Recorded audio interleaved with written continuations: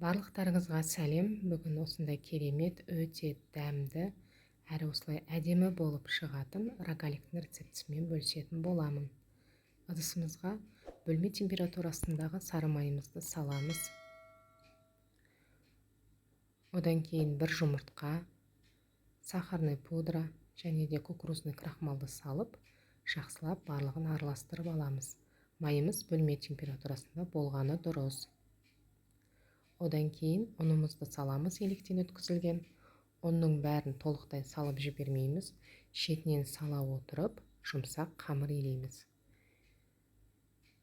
Менде бұл жерде шамамен 300 грамдай ұн кетті. Одан кейін теңдей 3 бөлікке бөліп, осылайынан илеп күлшелеп аламыз.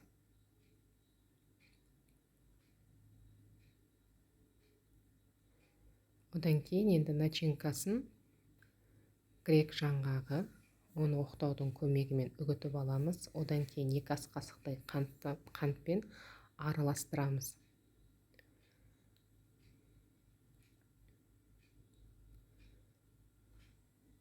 Осы начинканың үстіне жаңағы тестамызды орналастырып, осылай дәл видеодағыдай жайып шығатын боласыздар. Қамырымызды тым жұқа етіп жаймайсыздар, себебі тестамыз сынып кететін болады.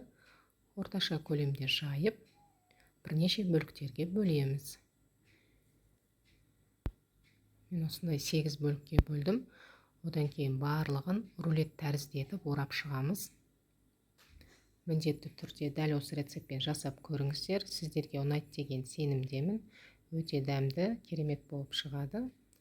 Дайын рогаликтарымызды противенге орналастырып, 170 градуста 20-25 минут аралығында пісіп шығатын болады. Бізде рогаликтарымыз дайын. Міндетті түрде каналға тіркеліп, комментарий қалдырып, лайк басуды ұмытпаңыздар.